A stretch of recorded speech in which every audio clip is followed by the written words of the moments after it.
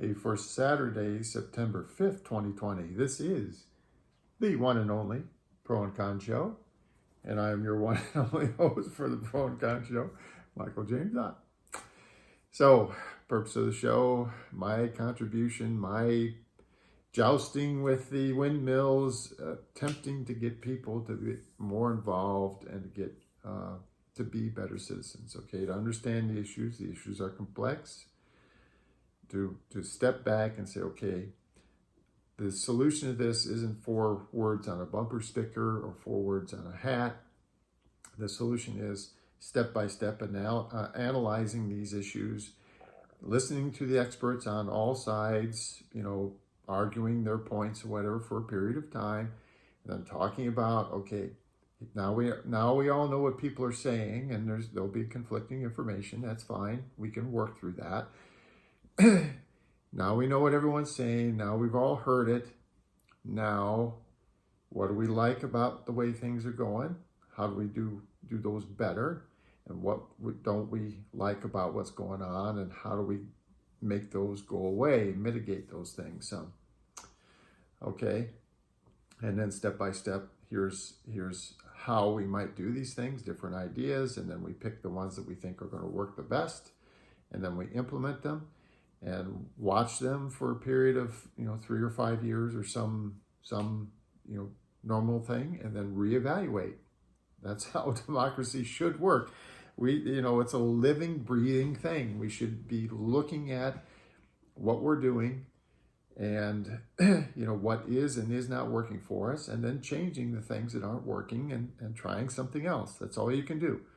All you can do is look and change something. If you're not happy where you are, change something and see if it makes a difference. Okay, today's show is focused on healthcare. And so I prepared this one quick slide here with some bullet points on it. I'll hold this up and then you can stop the video if you want, but I'm going to talk through them here. So healthcare, like most major issues, is complex, but it is not unsolvable, for sure. And this is true of all of these major issues before us. They are complex, but they are not unsolvable. I had a commanding officer on board one of my submarines tell me that if I wasn't trying to solve the problem, I was the problem. Okay? And what he was saying was that in his experience, any problem that existed would get solved if we worked hard to solve it. And I have to say, in my 59 plus years on this planet, I think he's right. We can solve these issues. Now, one of the major issues in healthcare is transparency. There are insurance companies, hospitals, clinics, doctors, various specialists and all this stuff. And through it all, there's just this dense fog of no information. You think about this now. You go to a doctor and the doctor says, well, I think you need to have this blood test done. Or I think you need to have this imaging done, an X-ray or CT scan or whatever, okay? How much does it cost, doc? And the answer is, he doesn't know for sure, okay?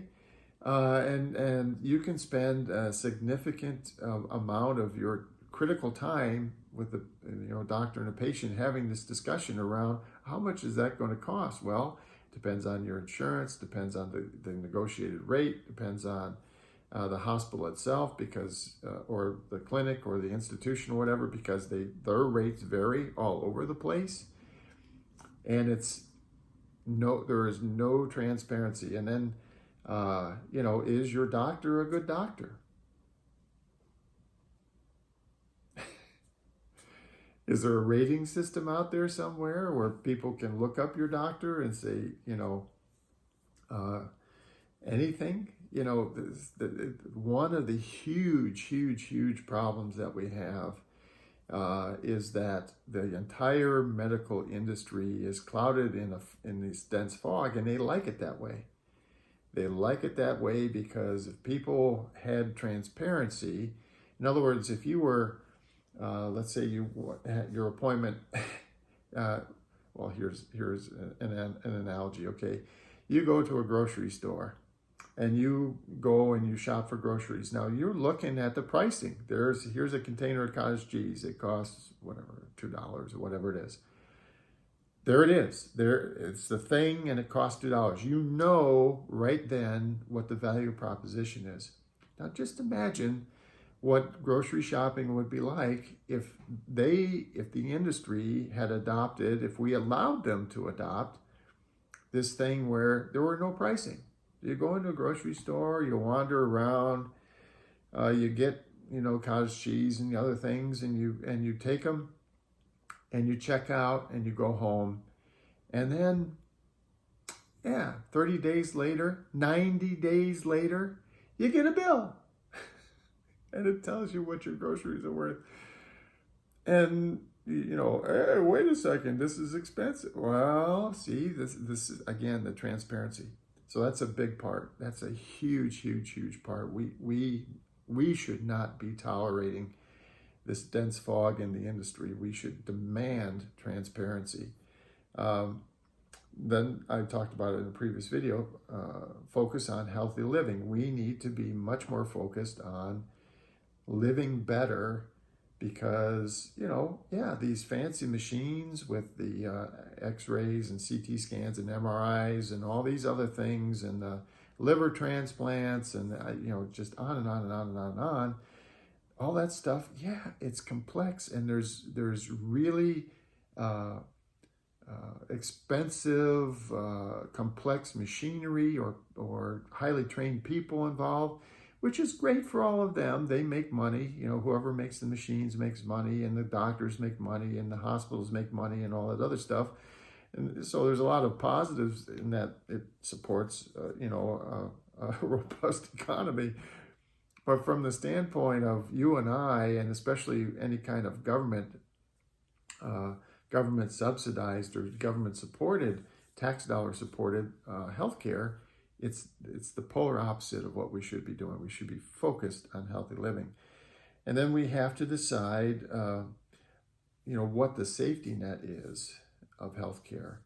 So, Social Security, everyone's familiar with Social Security. Social Security is intended to be a safety net.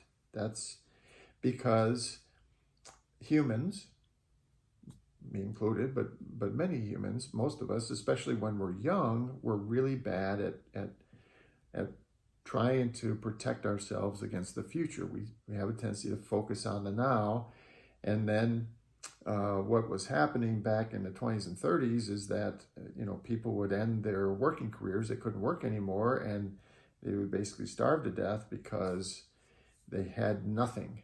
And so Social Security was intended and is intended today to be kind of a safety net. And then we're all encouraged, and I encourage you too, to try to save and keep things in a good way, more and more and more, to build up a nest egg beyond Social Security so that you can live fairly well when you're older. Same thing should go on in this, so-called socialized medicine, or the subsidized medicine. We should have some kind of safety net kind of concept, but not, and that implies then not full-blown fantastic coverage in every way. You get everything for free. No, it's kind of a safety net.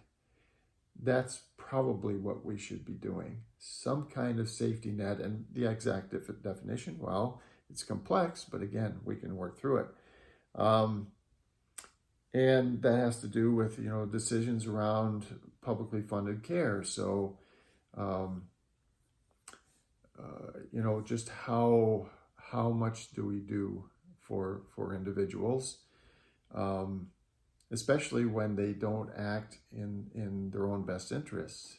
Maybe they're doing a lot of things that harm them physically, and then does that make sense that the rest of us would foot the bill for them harming themselves, these kinds of things. And then there's two really key points in the lifetime where most of those medical expenses happen.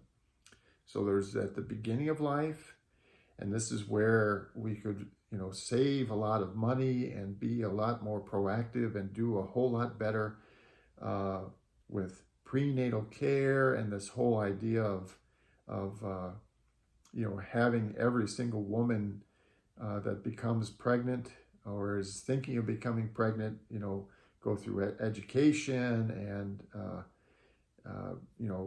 be very focused and coached in healthy living and these kinds of things. And then if they become pregnant, making sure that they're taking the right vitamins and eating healthy and exercising, or all of whatever the things are that promote healthy babies and healthy births. And then the last part is this end of life care. And this is actually one of the biggest buckets of healthcare costs, is actually end of life. And the reason is all of us, we cling to life, our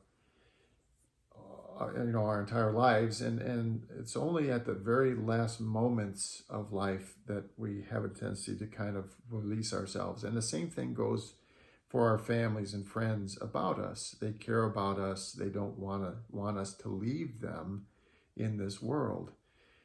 And so if you think about it, maybe let's say that you had $1 trillion and you had a terminal illness, cancer of some kind or something or other. Would you spend $500 billion